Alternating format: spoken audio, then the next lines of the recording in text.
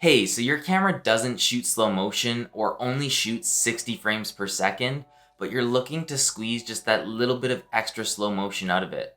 Well, you're watching the right video. Today I'm going to be showing you how to make any camera footage slow motion using Adobe Premiere Pro and Optical Flow.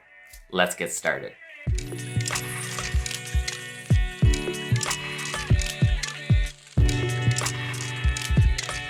Okay, hey guys, so we're in the computer now, and I just have a project open here with two little examples. I'll play the clips for you so you can kind of get a feel of what they look like. Usually though, with Optical Flow, it tends to have a little bit more issues with like water or fine particles and stuff like this. So just understanding that when you're shooting, and if you are shooting stuff like this, try and shoot it at a little bit higher of a shutter speed so things are sharper and the software can analyze it a little bit better. But I mean, the simple thing too is just with clips like this, you can just only push them so far, but you can still get it a lot slower than you would have been able to without anything. And then here's just like a regular B-roll clip, and there's nothing really moving in there except for the camera. So this is where Optical Flow really tends to perform well. You can almost make this look like, 90, 100 frames per second or something like that, slow motion. So I'll play the clips for you without any effects so you kind of have a feel for what they look like.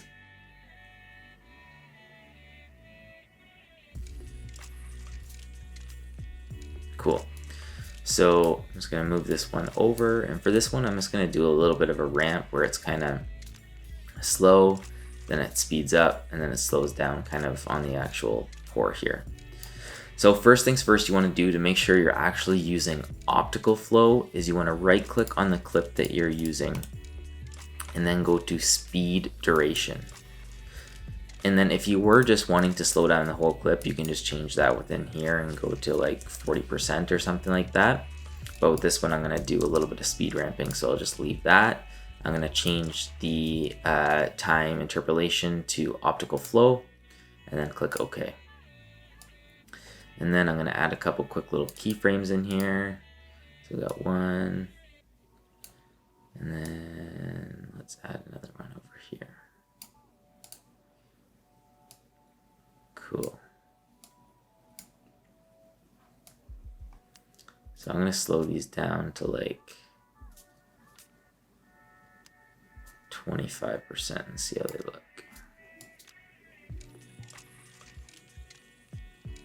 25. Cool. I might need to adjust the flow of it, but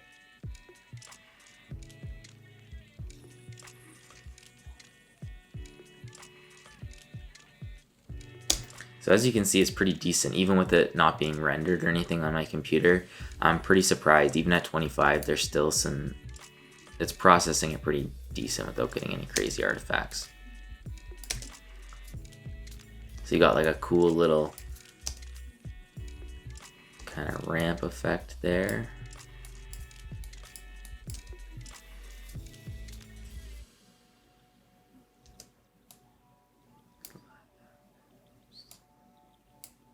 There we go.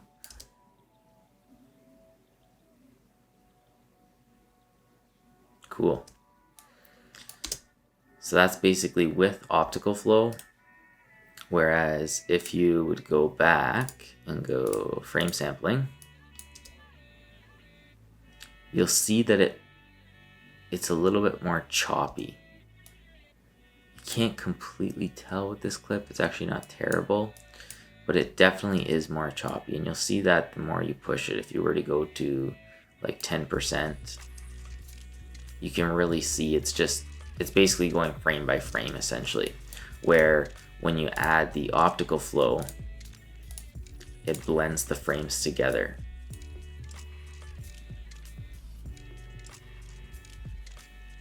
Yeah, so you can see when it's rendered, you get a little bit of artifacting, but you can see how smooth it is compared to the other thing. It is trying to blend those frames together, but that's what I'm talking about when there's a lot of fine detail. So if you did the same thing and brought it back up to that kind of around 30, I'm sure it'd be much better results.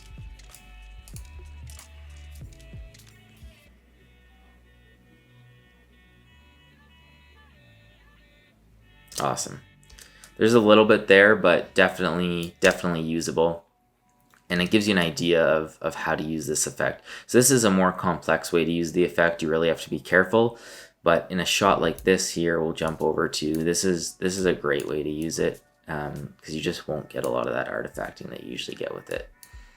So if we wanted to, let's do a speed ramp again. Kind of speed it up at the beginning, slow it down in the middle, and speed up at the end.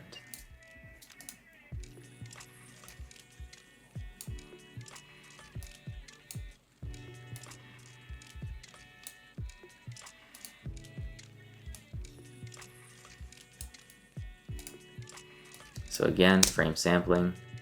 You can see how choppy it is. It's basically chopping from frame to frame. And speeds up at the end. And then if we do the same thing with optical flow, then we render it out. Bam. So as you can see, buttery smooth, slow motion. It's blending those frames together, 25%. There was a little bit of artifacting on the edge. That's what I mean by you kind of gotta, that may go away when you render it out, but you gotta adjust it and go with the flow. But that's at 25%. So that's really slowing down footage. And I mean, it's as simple as that. Basically, all you have to do is when you want that smoother slow motion, make sure that you have optical flow enabled.